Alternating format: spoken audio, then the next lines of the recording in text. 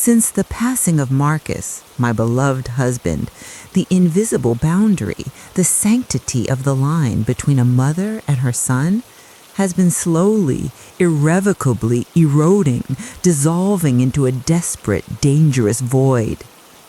I, Eleanor, a woman of 42, the sharp, stylish owner of the successful Arctic Gallery in the heart of the Lower East Side, never imagined that the profound, chilling loneliness of my grief would lead me down a path violating every social norm and sacred taboo. Initially, my intentions were clinical, maternal. I only meant to teach him something simple, self-assurance in the presence of women, to guide him on how to stand tall, a man ready for the world. Yet on one particular humid night, a door left half open in a dimly lit hallway pulled back a curtain to something dark and unforeseen. I saw him, Julian, my stepson, not as the boy I sheltered and raised, but as a man, physically complete and brimming with raw, untested potential. The shyness that had always crippled Julian, it turns out, was reserved only for the girls his own age. In front of me, his stepmother, he was suddenly bold, displaying a hidden, primal certainty that left me utterly stunned. If this fundamental, deeply held taboo is violated, what then is the consequence? Will it be a flash of forbidden happiness or total, irreversible ruin? Listen to the true story woven between Julian and me as it unfolded in the relentless pace of New York City. I froze, standing rigid in the apartment hallway, utterly disbelieving the scene before my eyes. I was watching Julian, my 19-year-old stepson, standing confidently beneath the stream of the shower, having deliberately left the main bathroom door slightly ajar. The warm, vaporous air clung to the curves of his young, well-defined body. The oppressive silence of our sprawling Manhattan apartment was broken only by the repetitive, hypnotizing sound of the running water. My shock intensified when Julian suddenly turned, met my gaze, and offered a knowing, subtly mischievous smile, showing not a hint of panic. That look, that smile, felt like a deliberate challenge, testing the boundary lines we both knew existed. "Why so stunned, Elle? Come here." Without waiting for my answer, Julian stepped out of the glass-enclosed shower stall and, with a confident stride, pulled my wrist into the steamy, humid space. I gasped, momentarily breathless, feeling the immediate heat of the water and the sheer intensity of his bare skin against mine. But Julian, your mother, wait!" This small, charged moment perfectly encapsulates the unusual intimacy that had grown between Julian and me, his stepmother. This closeness developed with an unnatural speed, flowing organically from our shared sorrow, creating an intensely peculiar and, frankly, unsettling familiarity for those who might witness it. It had been 3 long years since Marcus, Julian's father and my husband, passed away. Julian, still 18 when the tragedy struck, was just beginning college.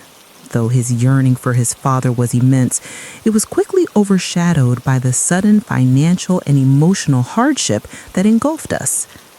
Before the accident, our life was enviable. We occupied a vast, artfully designed apartment in a prestigious part of the city, enjoying every comfort indicative of Marcus's success as a private art collector and real estate developer. But everything fractured when Marcus was killed. He was driving home from an auction in the meatpacking district when a reckless driver, speeding far above the limit, lost control and slammed into his car. Marcus had no chance. The funeral felt unreal, a parade of Marcus's colleagues and friends offering their condolences. But once the ceremonies were over, Julian and I returned home to a grief that deepened with every passing day, compounded by the harsh truth that the accident had irrevocably changed our financial landscape. I was forced to pivot, selling off many of Marcus's most valuable pieces to inject capital into starting the Arctica Gallery, which had only been a passion project. The gallery quickly became our sole reliable source of income. Despite Julian being my stepson, I had always raised him and treated him as my own blood. I never had children with Marcus, making Julian my central focus and the only source of enduring joy in my life. For 2 years, I plunged myself into running the gallery. Arctica saw its share of triumphs and failures.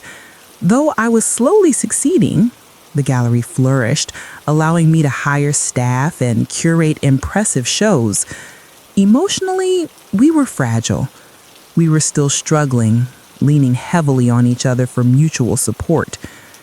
Perhaps this shared vulnerability, this desperate need for comfort, is precisely where the boundary between Julian and me began to blur, transforming our relationship into something beyond the conventional mother and son dynamic. Julian quickly assumed the role of the man of the house, though he knew he could never truly fill his late father's shoes. Even in my early 40s, my appearance drew gazes. I was often told I looked far younger than my age. Though my frame wasn't tall, my well-maintained figure and the inherent curve of my form, my most curated assets, ensured I captured the attention of men everywhere, particularly Marcus's old business colleagues who frequented the gallery. Julian himself had repeatedly suggested I date again.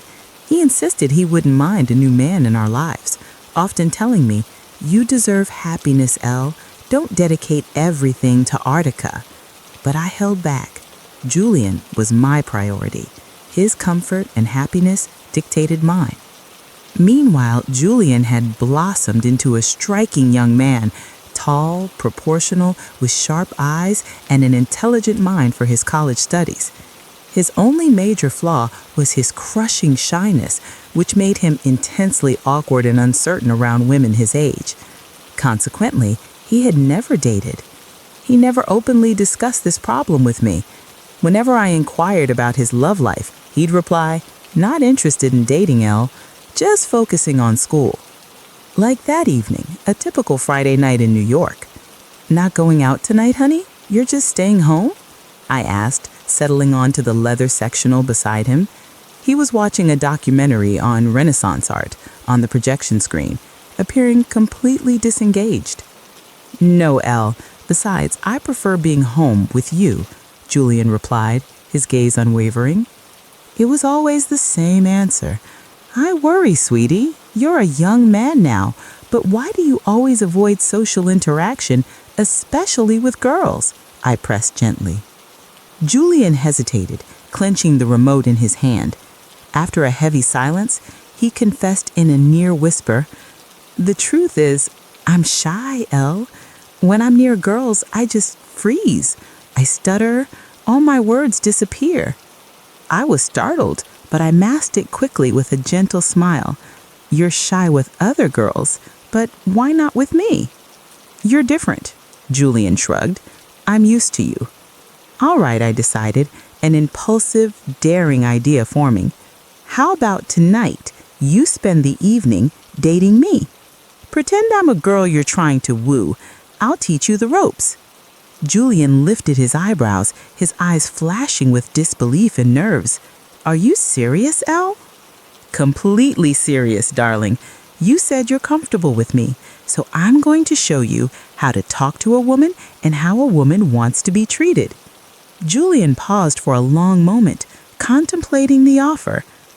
"Okay, Elle, I'll go change," he finally said, rushing toward his room. I did the same. 20 minutes later, Julian paced nervously in the living room, waiting for me. He was dressed impeccably. When I descended the stairs, he paused, mesmerized. I hadn't just changed, I had transformed. My choice was a slinky, deep crimson dress that hugged my figure, subtly emphasizing my most curated assets. Paired with a short leather jacket and heels, I looked flawless. "Is something wrong with my outfit?" I asked, noticing his stunned expression. I checked my reflection again. No, Elle," Julian stammered, clearly struggling for words. You look incredible." We headed quickly to my sedan. Julian, refusing to use the automatic driver, insisted on driving himself. As we navigated the glittering, chaotic streets of New York, Julian fought to focus on the road, but his eyes kept stealing glances at me. His Adam's apple bobbed constantly. His heart pounded, a strange, conflicting mix of filial respect and a forbidden, raw curiosity. He seemed to forget for fleeting moments that the woman beside him was his stepmother. Julian drove us to a sleek Italian fusion restaurant we used to frequent with Marcus. The dinner was relaxed and smooth. I teased Julian, acting truly like a date, and he responded with confidence. He exhibited a mature side I rarely saw. I had to admit that his good looks and developing maturity made the evening feel distinctly different. After dinner, we decided on a movie at an independent cinema complex. As Julian opened the car door for me, he tried his hardest not to look at the curve of my figure, but it was a futile effort. No matter how hard he tried, his eyes were drawn to my assets. Knowing where his gaze rested, I felt a perverse validation rather than anger. I was flattered, realizing I could still captivate a young man Julian's age. The cinema felt intimate. We sat in the very back row, thankfully quiet, as the indie comedy Julian chose wasn't a blockbuster. Midway through the movie, Julian cautiously put his arm around my shoulder. I smiled inwardly, believing my little experiment in confidence building was working. He wasn't awkward at all. However, a moment later, my smile faded, replaced by a racing heartbeat. Julian's fingers, initially resting innocently on my shoulder, slowly began to drift lower. Intentionally, or perhaps impulsively, his fingers landed on my most private assets. My breathing hitched. I knew this was wrong, a clear violation of every boundary, but the long-suppressed desire since Marcus's death, coupled with the thrill of Julian's unexpected reaction, paralyzed me. I closed my eyes, allowing the touch, convincing myself it was just part of the lesson I was giving him. I felt sensations I thought I had forgotten. My core pulsed. My breath grew ragged. I hadn't felt this alive in years. Unconsciously, my personal area began to feel warm and receptive. Just then, the theater lights flickered on brightly, signaling the end of the feature. I jumped, startled, and Julian recoiled, equally embarrassed. We sat silently for a moment, waiting for the few remaining patrons to leave. Julian purposely walked behind me as we exited, his proud vessel, his male prerogative, clearly engaged, which he desperately hoped I wouldn't notice. The drive back to the apartment was deafeningly silent. Julian couldn't believe what he had done. I, however, chose to dismiss it as a small, understandable transgression. At least my son was building confidence, even if I was unexpectedly caught up in the act. "Thank you, Elle. That was a night," Julian said quietly in the living room, before heading quickly to his room. "You're welcome, dear. I enjoyed it too," I managed, forcing a smile. That night, Julian lay alone, wrestling with his arousal and his conscience. All thoughts of other girls vanished, replaced entirely by me. The memory of his fingers on my private assets was vivid, fueling his need to seek personal fulfillment until dawn broke. Days passed, and our strange routine continued, until one afternoon. Julian was alone in the apartment. I had finished an early business lunch and decided to come home early, feeling slightly ill. Meanwhile, Julian, having just finished cleaning the apartment's heating unit, a task he took over from Marcus, felt sticky and hot. Assuming the apartment was empty, he decided to shower, leaving the bathroom door slightly ajar. Standing under the warm spray, the memory of our night out flooded his mind. A sudden, overwhelming wave of desire overtook him. Julian began to immerse himself in his private activity. Slowly, his hand reached for his proud vessel, cultivating his private desire. Unbeknownst to Julian, I arrived home early. After parking the car, I entered the apartment and called for him, but received no reply. I started toward my room upstairs, but as I passed the hallway, I noticed the bathroom door was slightly open. I approached, intending to make sure everything was fine. And then, my heart froze. I saw Julian. Through the crack in the door and the foggy glass, I could clearly perceive him engaged in his private moment. Even with limited view, I knew Julian's proud vessel was far more impressive than my late husband's had been. I shook my head, trying to leave, but my feet were rooted to the floor. I felt a strange electric sensation watching him. The longer I stood there, the more my imagination ran wild, merging the reality before me with the memory of the cinema. Ellen. I gasped. He had spoken my name during his intimate act. Standing so close, I could only swallow hard. I was completely stunned. Worse, Julian unexpectedly glanced toward the doorway. We locked eyes for a few stunned seconds, neither of us knowing how to react. Then reality crashed down. Julian quickly slammed the door shut, and I immediately fled to my room, mortified. An hour later, Julian came downstairs for dinner.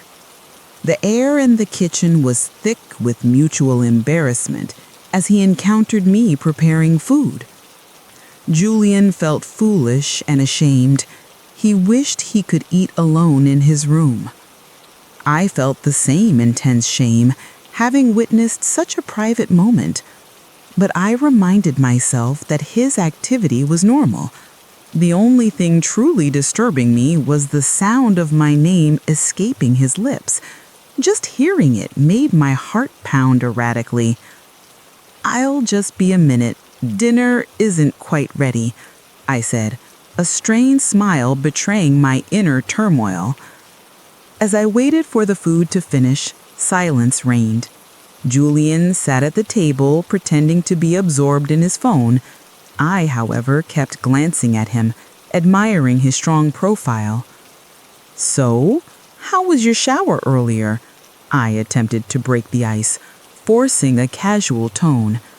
Julian jumped, startled by the unexpected question. "I apologize, dear. I didn't mean to intrude. Why didn't you close the door completely?" "I forgot, Elle." "It's fine. Really, it's perfectly normal. I'm not upset, so please don't be embarrassed," I reassured him, desperate to restore calm. "Yes, Elle. I'm sorry," Julian muttered, head bowed. "It's okay. Don't worry about it.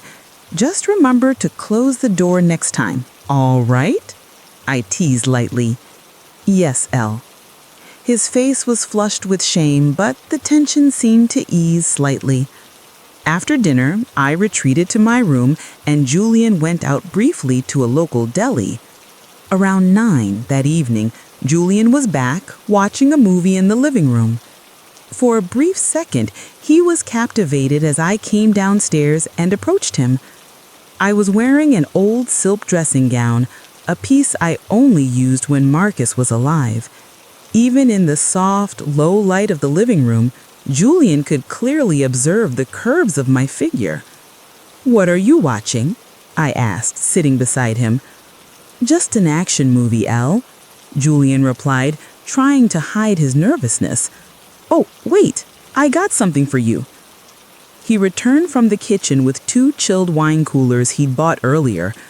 "Wow, you read my mind. I needed this," I said enthusiastically. We drank side by side, laughing occasionally. The slight alcohol content made me drowsy, and I soon leaned back on the sofa, eyes closed, barely conscious. The silk gown shifted subtly, exposing more of my most private assets. Julian remained alert, completely unaffected by the drinks. He stole glances at me. The sight of my figure tested his control, immediately bringing his proud vessel to attention. I wasn't truly asleep. The alcohol might have dulled my senses, but it simultaneously stirred a deep, forgotten desire. My mind returned to Julian's private moment earlier that day. I let him watch, hoping he would take the initiative, and he did. Slowly, his hand reached from my private area. I suppressed a moan, keeping my eyes closed, pretending nothing was amiss. I felt desirable again, something I thought was lost to me. But Julian pressed his luck. He reached for his proud vessel and pressed it gently against my private area. I was shocked. I hadn't expected him to go that far. This is crossing a line. This is wrong, my conscience screamed. Just as Julian began to make a subtle movement, I blinked my eyes open, pretending to wake up abruptly. He immediately pulled back, panicked, and adjusted his clothing. He quickly turned and rushed out of the living room toward his bedroom, relieved that I hadn't fully turned to look at him. I sighed deeply. The good intentions of the boy had finally been stopped, at least by me, even though a part of me was caught in the rush of the moment. A week passed. I maintained a deliberate distance from Julian, realizing the previous night was a critical mistake. I had been momentarily carried away when he pressed his vessel against me, but the thought of letting him go further terrified me due to the potential moral weight. For the past week, I buried myself in the gallery, leaving early before he woke and returning late after he was asleep. Julian suspected my sudden shift in attitude was due to his actions, though he wasn't certain if I knew exactly what he had attempted. Consequently, he became moody and anxious around me. Avoiding interaction was difficult, living in the same apartment. While my work kept me busy during the week, avoiding him on the weekend was impossible. That Saturday afternoon, Julian was in the TV room waiting for me to emerge. I had intentionally stayed locked in my room since morning, desperately searching for a way to reset our relationship. Suddenly, the doorbell chimed. Julian opened the door. Standing there was a man in an expensive suit. "Who are you looking for, sir?" Julian asked, his voice sharp with caution. "Is Eleanor home? I'm Grant, a business associate from LA. "You must be Julian," the man said, extending his hand. "She's here. Please wait. I'll call her." "No need. We're just heading out." Before Julian could turn, my voice rang out from the top of the stairs. I was wearing a sleek, glamorous evening gown. I looked breathtaking, and Julian was momentarily stunned, realizing how long it had been since he saw me so beautiful. "Grant, you've been waiting long?" I asked Soria. "Just arrived, Elle." "Well, Julian, I'm leaving now. This is Mr. Grant, a colleague of mine." "I already introduced myself," Julian replied curtly. "All right then, darling. I'll be back late." "Whatever, Elle." Julian couldn't hide his resentment. I walked out to Grant's car. Julian watched from the doorway, his emotions boiling over as Grant quickly opened the car door for me. As the car pulled away, Julian slammed the apartment door shut with unnecessary force. Rage consumed him. That night, he should have been spending time with me, fixing our strained relationship, but instead, a rival had appeared. Julian suddenly realized that in all the years I'd been a widow, I'd never brought a close male friend home. Why now, when our closeness was so precarious, did this man suddenly appear? Julian was overwhelmed by jealousy, anger, and utter confusion. Jealousy was perhaps the only word that captured his intense feelings. Julian locked himself in his room, cursing his rotten luck and the arrival of Grant. Later that night, around 11 p.m., Grant dropped me off. As his car sped away, I walked to the apartment door. Before I could unlock it, Julian appeared from inside. He had been awake, waiting for the sound of the car. "You're not asleep?" Julian's face was grim. "I waited up for you. I don't like you spending time with that man," Julian stated bluntly. "I expected this, Julian, but I need companionship. Don't you think I need to talk to someone too? Is just you not enough?" My voice was strained. "I understand, but we've gone too far. I realized that a few nights ago I paused, hoping he understood my meaning. "Gone too far? What do you mean? You don't want to be close to me anymore?" Julian's voice rose sharply. "I love you, Julian, but I can't. I truly see you only as my son." The apartment fell silent. For the first time, Julian felt the devastating pain of heartbreak. Without a word, he turned and walked away, leaving me at the door. He didn't want me to see him cry. From that day on, the tension in the apartment was unbearable. We barely spoke. Julian started spending most of his time out, returning only late at night. Then one afternoon, I was preparing dinner after returning from the gallery. Julian had been gone since morning. Normally, he returned after dark, but this afternoon was different. I was startled by the sound of his motorcycle pulling into the garage. I was even more surprised when I heard a girl's laugh coming from the hallway. I rushed to the door. "Good afternoon, Elle." A young girl stood beside Julian. "Good afternoon. Julian's friend?" I asked. "She's my girlfriend, Chloe. Chloe, this is my stepmother, Eleanor."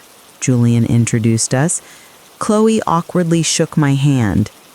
"Oh, please come in, Chloe. I'm just making dinner. Why don't you join us?" "No, thanks. We can't stay long. We just need to grab something from Julian's room," Chloe said. Then Julian pulled her hand, walking past me, completely ignoring my presence. I sighed. I knew Julian was still furious after our fight. As Julian and Chloe disappeared, I closed the door and returned to the kitchen. While cooking, I couldn't stop thinking about the girl Julian brought home. It was the first time he had introduced a girlfriend. On one hand, I was happy he finally found someone, but on the other, a strange, creeping feeling of jealousy settled in my chest. "No, I can't think like that," I muttered, shaking my head, forcing myself to focus on dinner. Nearly 30 minutes passed, but Julian and Chloe didn't emerge. Anxious, I decided to go upstairs. Julian's door was tightly closed. The apartment was quiet. I crept closer, but my heart pounded when I heard a strange sound coming from his room. As I pressed my ear against the door, the sound intensified. Without thinking, I flung the door open. My jaw dropped. I saw Chloe kneeling, deeply engaged in attending to Julian's proud vessel. Julian lay on his bed, eyes closed. "What is the meaning of this?" I screamed. "Elle!" Julian cried out, utterly exposed and surprised. Chloe jumped up, startled, quickly adjusting her clothing, looking terrified. "I'm disappointed in you, Julian. I didn't think you would stoop to this." Julian remained silent for a moment. Then, his suppressed anger exploding, he shouted, "Why do I always have to follow your rules and you don't follow mine? I hate you, Elle." For the first time, Julian raised his voice at me. Ignoring me, Julian grabbed Chloe and walked out. I tried to call after him, but he didn't care. He started his motorcycle, the engine roaring loudly, drowning out my screams and tears as he left the apartment. Following the confrontation, I immediately called Grant, pleading for help to find Julian. I stared out the car window, watching the dark streets of New York blur, my heart heavy. Julian's closeness was fractured beyond repair. By 10 p.m., Grant and I still hadn't found him. Grant drove me home, promising to resume the search in the morning. The next morning, I woke up to my phone ringing, an unfamiliar number. "Hello, good morning. Is this Eleanor, Julian's mother?" A stern male voice asked. "Yes, speaking. Who is this?" "This is the NYPD Precinct 13. Your son is here. He was detained following a disturbance last night." I gasped, fear gripping me instantly. I raced to the station, convinced his trouble was entirely my fault. "Julian, are you okay?" I rushed to him in the waiting area, embracing him. He stood rigid, his face bruised. "He's fine, ma'am. Just minor cuts," a tall officer explained. Julian and his friends were involved in the skirmish and were brought in. After long negotiations, I finally managed to take Julian home. In the apartment, I immediately tended to his cuts in the living room. He sat quietly as I asked him to remove his shirt. "Why does it have to come to this, darling? Just let Mama take care of you." I carefully examined his body, relieved to find no serious injuries. "I'm sorry, Elle. I caused you trouble," Julian muttered, head down. "Thank goodness I was here to help. What if I wasn't?" "Don't say that, Elle. I don't like you saying that." Julian gripped my hand, his eyes softened, full of exhaustion and pain. "I know you're hurt and angry, but please, don't do this. You're all I have left," I pleaded, my own eyes welling up. "I'm sorry, Elle.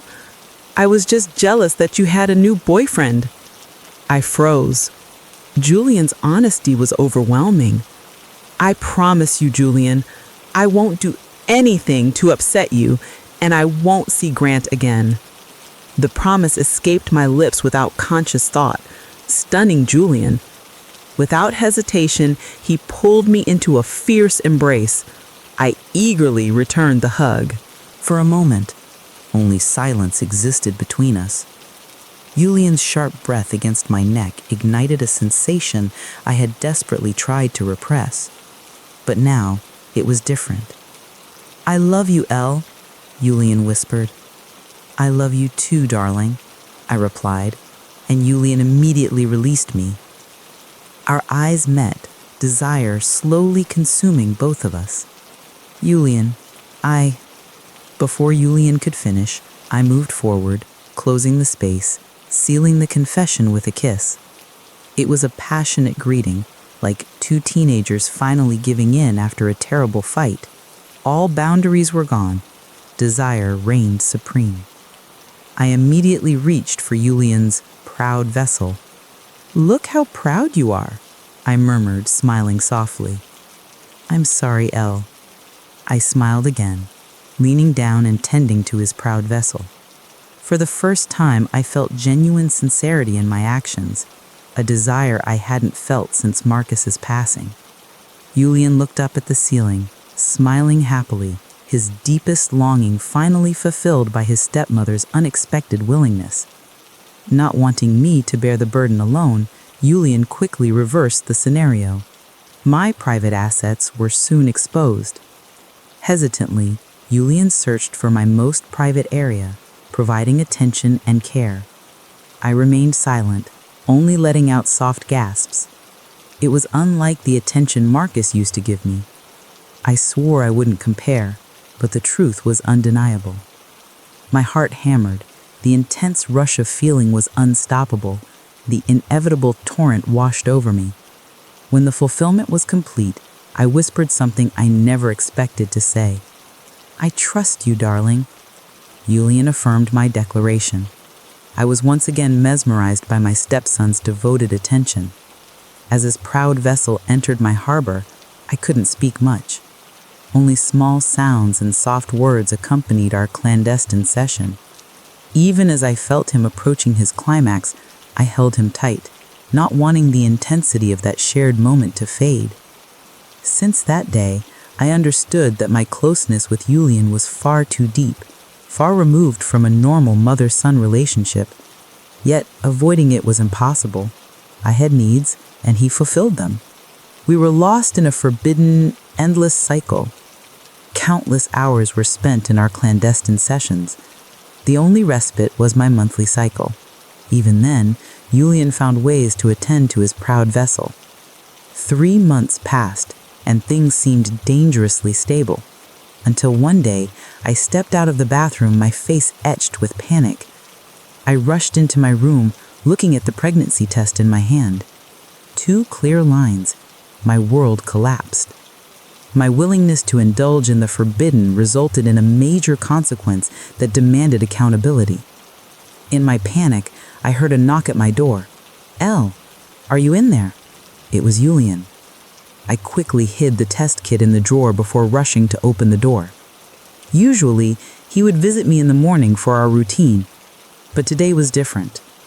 When the door opened, Julian saw the anxiety in my face. "What's wrong, Elle?" he asked, concerned. "I just don't feel well, dear," I lied. Julian's expression changed to worry. He checked my forehead. "Should I take you to the doctor?" "No, I just need rest. But there's something important we need to talk about, darling." "What is it, Elle? You promise you won't get angry with me." "I couldn't be angry, Julian." "What is it?" "I'm pregnant." Julian froze, going rigid with shock. I lowered my head, sobbing. But his shock quickly subsided, and he embraced me. "I promise, Elle. I will always be here for you, no matter what. Forever." The heavy weight in my chest immediately lifted hearing his sincere vow. "Are you serious?" Julian nodded, and a smile broke across my face. A smile of desperate joy born from the sincere words of the young man who would now become my husband. And so, my story with Julian concluded, with an unconventional vow and a consequence we had to bear together. This story might be far from the norm, but it carries a profound and relevant moral lesson. We learned that life often leads us to complicated crossroads, especially when intense emotion, deep loneliness, and a lack of guidance take control. The main lesson is about responsibility and boundaries. Both Julian and I were vulnerable after Marcus's death. In that vulnerability, we sought comfort that gradually crossed the boundary between stepmother and stepson. This story teaches us that every decision made, especially those violating social and ethical norms, will inevitably carry significant consequences, such as my unexpected pregnancy. We must always remember the importance of maintaining boundaries in all relationships, regardless of emotional closeness. Seeking support and affection is natural, but must be channeled with maturity and caution. Despite our mistakes, we found one undeniable truth: true commitment. Julian's courage to step forward, take full responsibility, and my promise to stop running from reality reflect that true commitment is born from awareness and sincerity, not merely temporary passion. Take the lesson about the necessity of emotional support and responsibility when facing life's problems, but discard the ethically wrong actions.